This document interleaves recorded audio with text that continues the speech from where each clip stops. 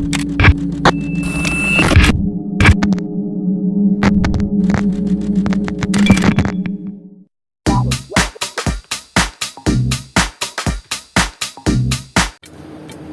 xin chào tất cả các bạn đã quay trở lại với kênh của Văn Hóng Sana. Ở đây mình đang có một cái xăm xe máy. Và trong quá trình sử dụng xe máy thì việc vá xe có thể nói là hết sức là quá quen thuộc với mọi người. Hầu như ai trong cuộc đời cũng phải thủng xăm ít nhất một vài lần. Ở đây thì mình có một cái xăm thì nó đang có một nốt vá đây. Cái xăm này thì nó sử dụng công nghệ là vá sống nha anh em. Đây, nó có cái miếng keo dán này này. Đó. Và trong video ngày hôm nay thì mình sẽ chia sẻ về sự khác nhau giữa vá sống và vá chín. Ok.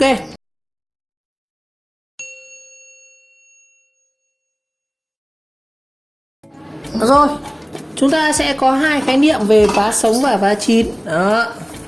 Đây, cái xăm này thì nó đang là vá sống này. Thì anh em mình thấy này, cái miếng vá sống của nó thì hết sức là đơn giản. Đây, nó chỉ như này thôi.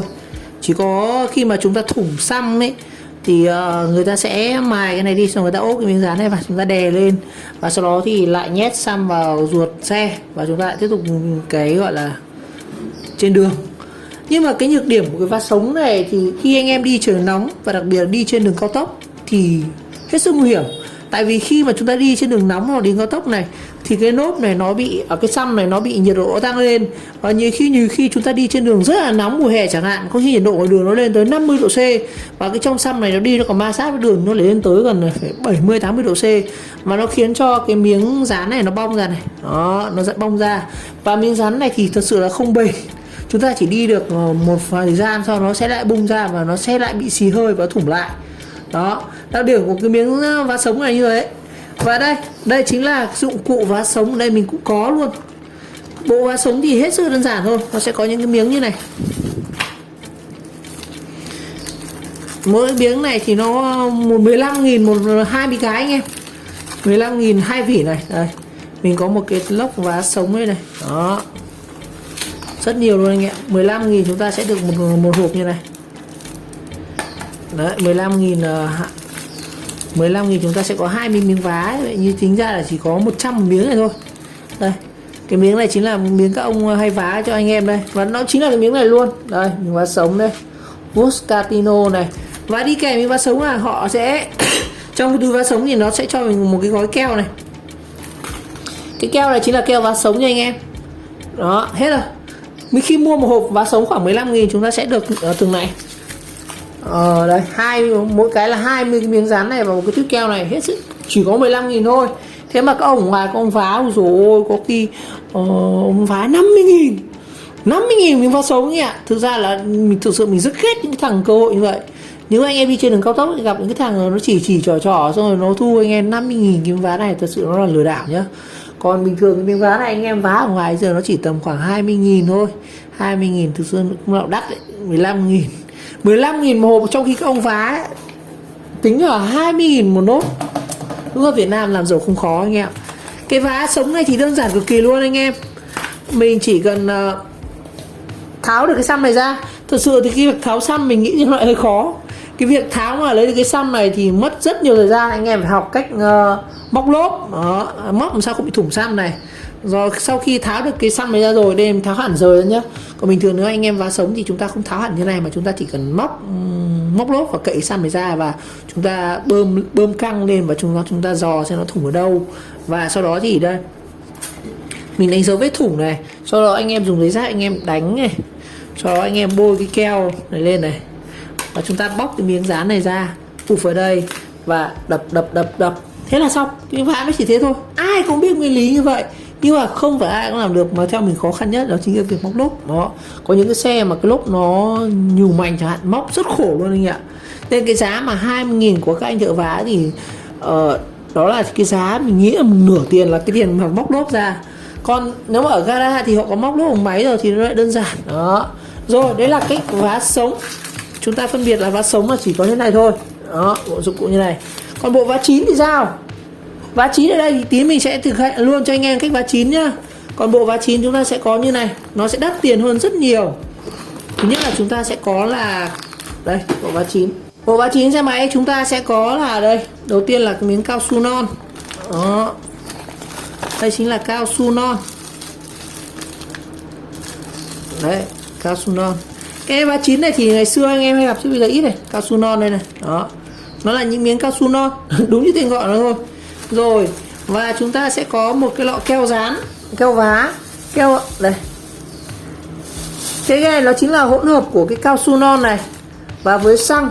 Anh em ngâm khoảng 2 ngày thì chúng ta sẽ có cái keo vá như này. Rồi, và quan trọng nhất là chính là cái máy ép. Máy ép. Cái này trước mình có review rồi, máy ép.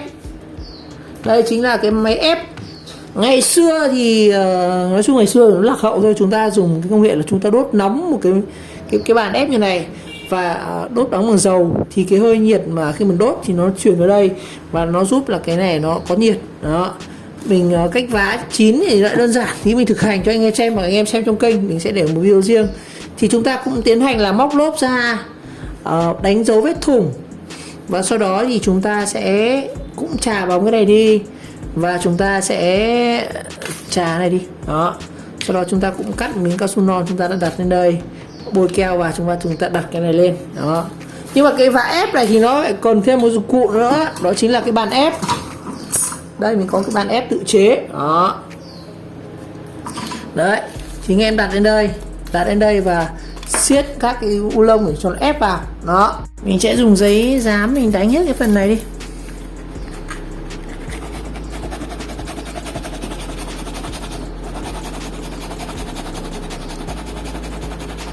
Rồi biết tiếp theo chúng ta sẽ bôi cái keo này.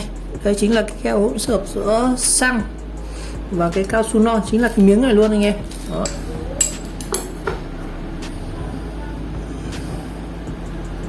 mình sẽ bôi này nhé.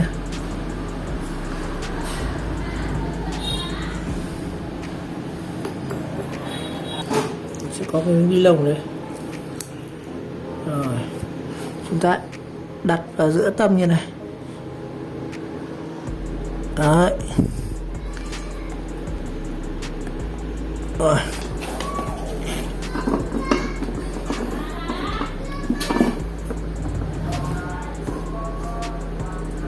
Khi cắm điện thì nó sẽ hiện lên cái đèn đỏ đây, và khi nó ngắt cái đèn đỏ này thì chúng ta sẽ đầu tháo này ra.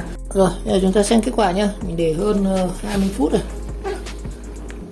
Máy này cũng vậy rồi. Khá là chặt.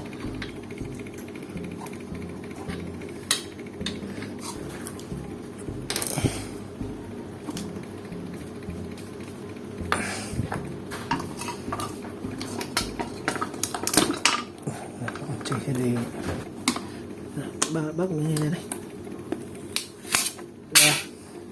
Đây thành quả đây, cũng đúng là cái thời gian là nguội rất là lâu, phải mất tầm nửa tiếng thì miếng vá nó mới được như này.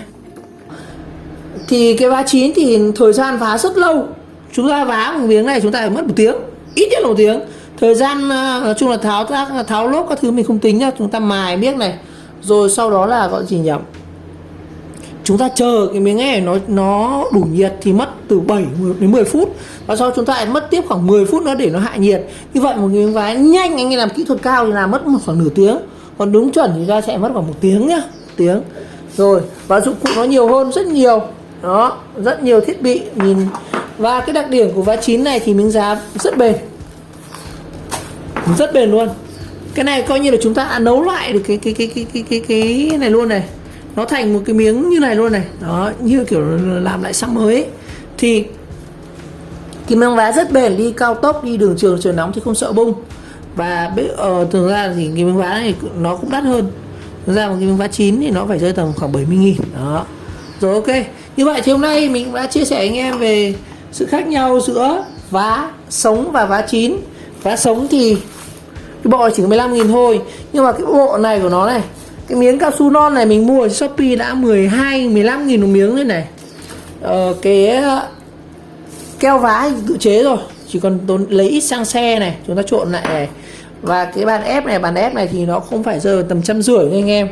Cái bộ khung này thì chế mua thì mất 250, còn đây mình chế không mất đồng nào. Như vậy cái bộ mà vá chín này thì nó rơi khoảng tầm 3 đến 400.000, 400.000.